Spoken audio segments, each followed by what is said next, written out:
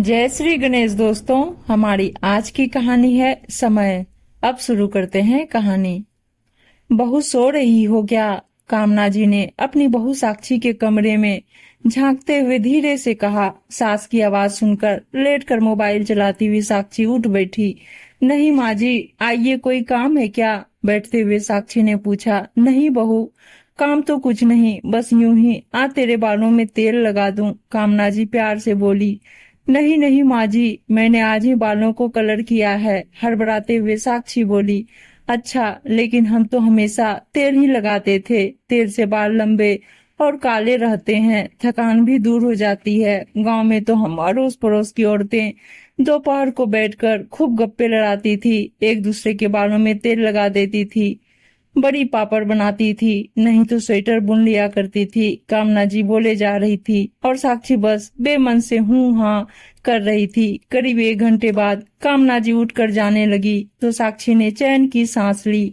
वो दोबारा कमरे का दरवाजा ढालकर लेट गई। साक्षी की सास कुछ दिनों पहले ही गांव से आई थी। जब साक्षी के ससुर जी थे तो दोनों का समय अच्छे से व्यतीत हो जाता था। गांव में अड़ोस पड़ोस के लोगों से उनकी अच्छी बनती थी और खेती बाड़ी भी थी, जिसे संभालते हुए दोनों हंसी खुशी रह रहे थे। कामना जी का बेटा विमल शहर में नौकरी करता था और अपनी पत्नी साक्षी के साथ वहीं बस गया था। सब कुछ ठीक था, लेकिन जब से ससुर जी का देहांत हुआ था, कामना जी का स्वास्थ्य भी गिरने लगा था। विमल को अपनी माँ को अकेले गांव में छोड़ना सही नहीं लगा, तो वो उन्हें अपने साथ शहर ले आया। साक्षी भी स्वभाव से अच्छी थी और सास के प्रति अपनी जिम्मेदारी भी समझती थी, लेकिन इतने सालों से अकेले रहने और अपनी मर्जी से जीने की जो आदत थी, वो भला कुछ दिनों में कैसे बदल सकती थी। कामना जी का कमरा साक्षी ने व्यवस्थित कर दिया था, लेकिन फिर भी कामना जी कभी इधर तो कभी उधर टहलती रहती थी, कभी बालकनी का चक्कर लगा आती, लेकिन अड़ोस पड़ोस में किसी की कोई प्रतिक्रिया न देखकर बुझे मन से वापस आ जाती। घर की साफ सफाई और बर्तन के लिए एक मेड आती थी, कपड़े मशीन में धुल जाते थे, बाकी खाना बनाने का काम साक्षी कर लेती थी। नए जमाने की रसोई में उन्हें कुछ समझ में नहीं आता था, फिर भी साक्षी से कहती रहती, बहू कुछ काम हो तो बता दो, मैं खाली ही बैठी हूँ। लेकिन साक्षी कहती, मम्मी जी आप आराम कीजिए, ज्यादा काम नहीं है, मैं कर लूंगी। दूसरे दिन भी दोपहर को कामना जी साक्षी के कमरे में आकर धीरे से बोली, बहू सो रही हो क्या? साक्षी फिर उठ बैठी। कामना जी अपने गांव की ढेर सारी बातें बताने लगी, अपने और विमल के पिताजी के बारे में बातें करने लगी। ये रोजाना का नियम बन गया। कामना जी बातें करती और साक्षी बेमन से हूँ हाँ करती रहती। एक दिन साक्षी ने ठान लिया कि अब वो अपनी सास को अंदर आने के लिए नहीं कहेगी, जब वो आएगी तो कोई जवाब ही नहीं देगी। अगले दिन जब कामना जी ने आकर पूछा कि बहू सो रही हो क्या, तो साक्षी ने कोई जवाब नहीं दिया। वो चुपचाप सोने का नाटक करने लगी। 1-2 बार बोलकर कामना जी वापस चली गई। 3-4 दिन ऐसा ही हुआ।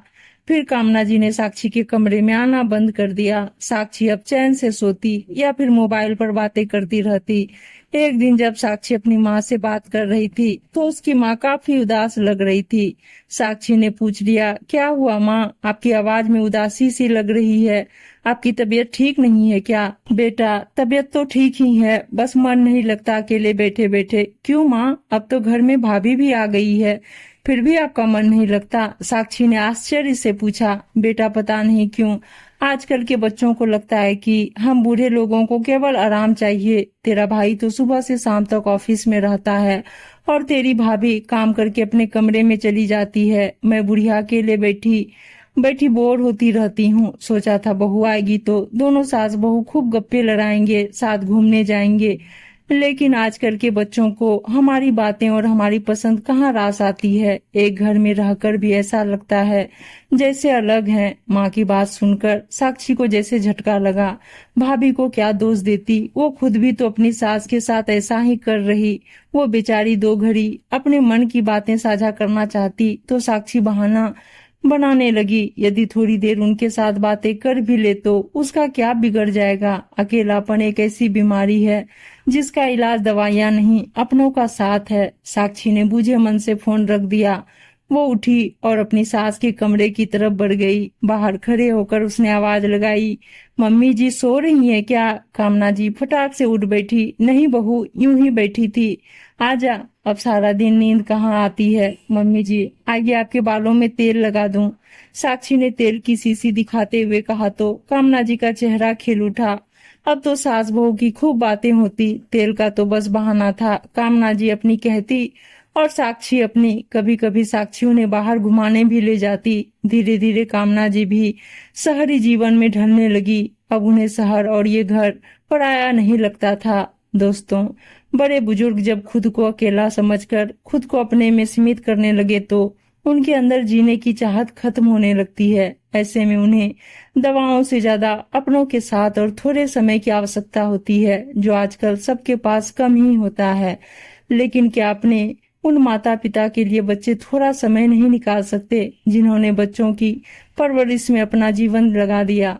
उम्मीद है दोस्तों कहानी अच्छी लगी होगी, और अच्छी अच्छी कहानियां सुनने के लिए चैनल को सब्सक्राइब और वीडियो को लाइक शेयर जरूर कर दीजिएगा। धन्यवाद दोस्तों।